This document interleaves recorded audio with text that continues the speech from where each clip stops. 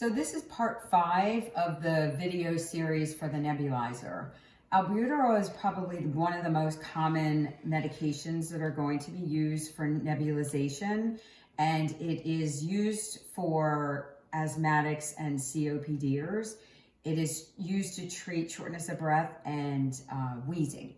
So it's a fast-acting bronchodilator, and it is ordered for every 4 hours as needed. That's probably the most common order that you'll see.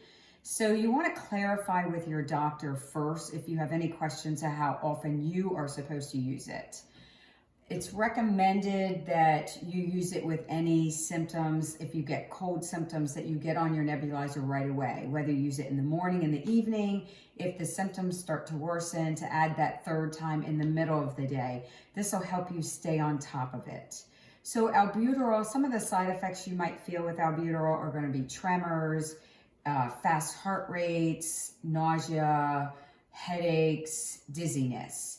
If those side effects persist, make sure you notify your physician as soon as possible and stop your treatment.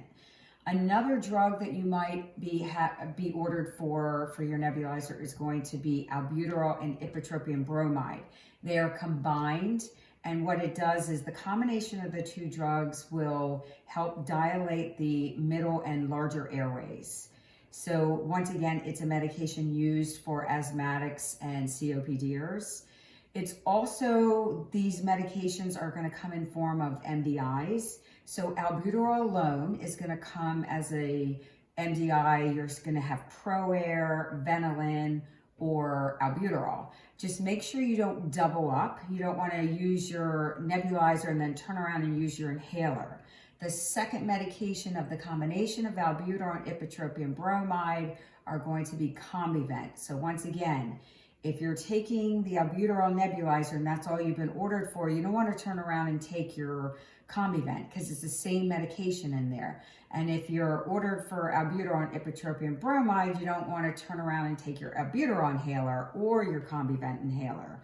So make sure you're aware of what medications you're taking and keep a 4-hour space between the MDI and the nebulizer treatments. MDIs are used for if you're out and about, and nebulizers are used if you're in the home.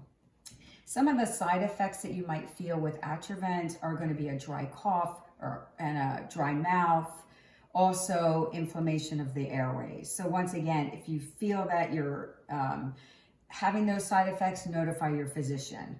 So the nebulizer treatments versus the MDIs, just make sure you decide which one works for you, and you can continue using any combination of the two, or you can stick with one versus the other. Any questions, feel free to call your doctor, or you may call Bayview and they'll put you in touch with your therapist.